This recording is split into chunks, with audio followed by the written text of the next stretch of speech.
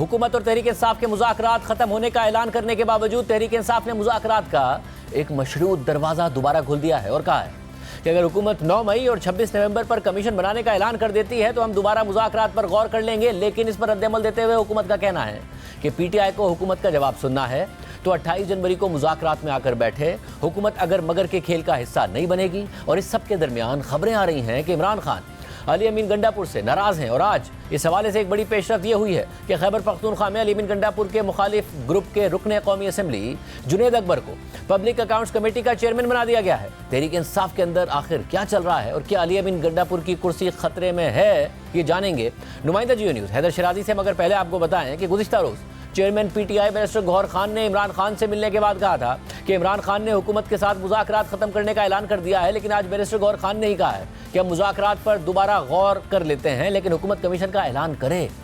दोबारा गौर करें, देखिए दोबारा गौर करे, हुकूमत अनाउंस करे। अभी किस चीज ने रोका है? चलो ये तो कह देना कमीशन बनने जा रहा है। ऐलान करने में क्या हर्ज है? फिर बैठ जाते, ऐलान तो कर देते।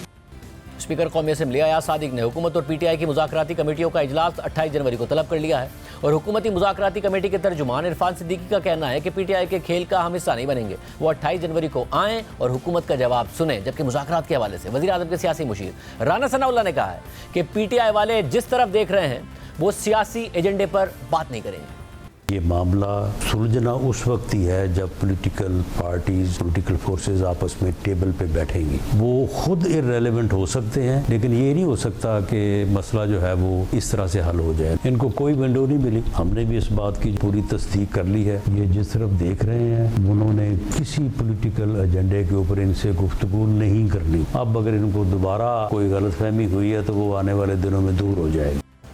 एक तरफ तहरीक इंसाफ मुज़ाकरात कभी ख़त्म करने और कभी दोबारा शुरू करने के इशारे दे रही है तो दूसरी तरफ पार्लियामान के अंदर पीटीआई का शदीद एहतजाज भी जारी है। आज पार्लियामेंट का मुश्तरका इजलास अपोजिशन के शोर शराबे और नारेबाजी के बाद सिर्फ 18 मिनट में ही मुलतवी कर दिया गया। मगर हंगामा राय के दौरान 18 मिनट में 4 कवानीन मंजूर करा लिए गए। 4 बिलों पर राय शुमारी मौखर कर दी गई। सवा घंटे ताखिर से शुरू होने वाले इजलास में पीटीआई अरकान प्ले कार्ड्स उठाकर ऐवान में दाखिल हुए और स्पीकर की जानिब से अपोजिशन लीडर को पॉइंट ऑफ ऑर्डर पर बोलने की इजाज़त ना मिलने पर नशिस्तों पर खड़े हो गए। इजलास का दौरानिया इतना कम रहा कि बिलावल भुट्टो जरदारी के ऐवान में पहुंचने से पहले ही 12 फरवरी तक इजलास को मुलतवी कर दिया गया। इसके अलावा पार्लियामेंट में ही तहरीक इंसाफ के गिरफ्तार अरकान के प्रोटेक्शन ऑर्डर्स का भी मामला भी अहमियत इख्तियार कर गया है। तहरीक इंसाफ के सेनेटर ओन अब्बास बप्पी ने दावा किया है कि चेयरमैन सेनेट यूसुफ रज़ा गिलानी ने कहा है कि पीटीआई के सेनेटर एजाज चौधरी के आने तक इजलास की सदारत नहीं करूंगा। जबकि खुद चेयरमैन सेनेट यूसुफ रज़ा गिलानी ने भी कहा है कि प्रोडक्शन ऑर्डर का मामला जब से आया है मैं इजलास की सदारत नहीं कर रहा। As far as the production order is concerned, since then I am not presiding. नहीं, मैं प्रेजाइड ही नहीं खाता। उस दिन से मैंने प्रेजाइड। लेकिन इसी पार्लियामेंट से आज हुकूमत और अपोजिशन की इत्तफाक राय की खबर भी आई है और तहरीक इंसाफ के जुनेद अकबर बिला मुकाबला पब्लिक अकाउंट्स कमेटी के चेयरमैन मुंतखब हो गए हैं। पार्लियामेंट के अलावा एक अहम मामला आला अदलिया में भी ज़ेर बहस है और सुप्रीम कोर्ट में जहां सीनियर तरीन जज जस्टिस मंसूर अली शाह और जस्टिस अकील अब्बासी पर मुश्तमिल 2 रुकनी बेंच ने एडिशनल रजिस्ट्रार को तौहीन अदालत का नोटिस दे रखा है।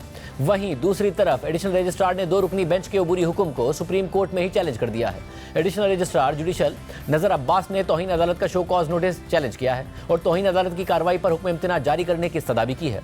एडिशनल रजिस्ट्रार की इंट्रा कोर्ट अपील पर जस्टिस जमाल खान बंदूखेल की सरबराही में बेंच तश्कील दे दिया गया है, जिसमें जस्टिस मोहम्मद अली मजहर, जस्टिस अतर मिनल्ला, जस्टिस हसन अजहर रिजवी, जस्टिस शाहिद वहीद और जस्टिस मुसर्रत हिलाली भी शामिल हैं। लार्जर बेंच 27 जनवरी दिन 1 बजे इंट्रा कोर्ट अपील पर समाअत करेगा। जस्टिस मंसूर अली शाह और जस्टिस अकील अब्बासी के बेंच ने तौहीन अदालत ही के मुकदमे में सुप्रीम कोर्ट के रेगुलर और आईनी बेंचेस के इख्तियारात के मामले पर फुल कोर्ट बनाने का इशारा दिया था। लेकिन अब इस केस का हतमी फैसला आने से पहले ही एक लार्जर बेंच बन गया है, जिससे बज़ाहिर जजेस के दरमियान तकसीम वाज़े नजर आ रही है। गुज़िश्ता समातों में जस्टिस मंसूर अली शाह ने वाज़े रिमार्क देते हुए सवाल उठाया था कि सुप्रीम कोर्ट का रेगुलर बेंच 26वीं आईनी तरमीम में शामिल किए गए आर्टिकल 191A का जायजा क्यों नहीं ले सकता। और इस पर आज चेयरमैन पीपल्स पार्टी बिलावल भुट्टो जरदारी का बयान सामने आया है, जिसमें उन्होंने कहा है कि कोई और इदारा 26वीं तरमीम ख़त्म करेगा तो कोई नहीं मानेगा। 26वीं आईनी तरमीम पार्लियामेंट के सिवा कोई भी नहीं ख़त्म कर सकता।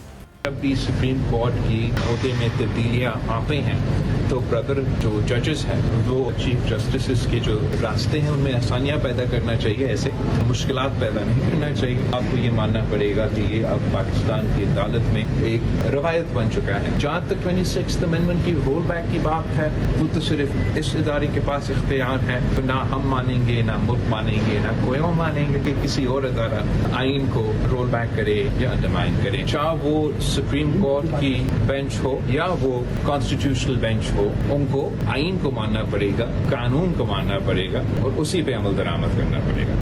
तहरीक इंसाफ के रुकने कौमी assembly Junaid Akbar public accounts committee के बिला मुकाबला चेयरमैन मुंतखब हो गए हैं, जिनके बारे में काबिल जिक्र बात यह है कि उन्हें वज़ीर आला खैबर पख्तूनख्वा अली अमीन गंडापुर के मुखालिफ ग्रुप में शामिल समझा जाता है। गुज़िश्ता अगस्त में खैबर पख्तूनख्वा के वज़ीर शकील खान को करप्शन के इल्ज़ामात पर बरतरफ किया गया, तो जुनैद अकबर ने वज़ीर आला अली अमीन गंडापुर के खिलाफ ट्वीट किया था, जिस पर अली अमीन गंडापुर ने जुनैद अकबर को अरकान कौमी असम्बली के लिए वज़ीर आला के फोकल पर्सन की पोजीशन से हटा दिया था। और फिर अक्टूबर में इस्लामाबाद में एहतजाज के दौरान अली अमीन गंडापुर की पुरअसरार गुमशुदगी और फिर खैबर पख्तूनख्वा असम्बली में अचानक नमूदार होने पर जुनैद अकबर ने तनकीद की थी और कहा था कि क्या वर्कर्स इस ड्रामे के लिए जेल में हैं। जबकि जुनैद अकबर 24 नवंबर के एहतजाज के लिए वज़ीर आला हाउस में मुनक़िद किए गए इजलास में भी शरीक नहीं हुए थे।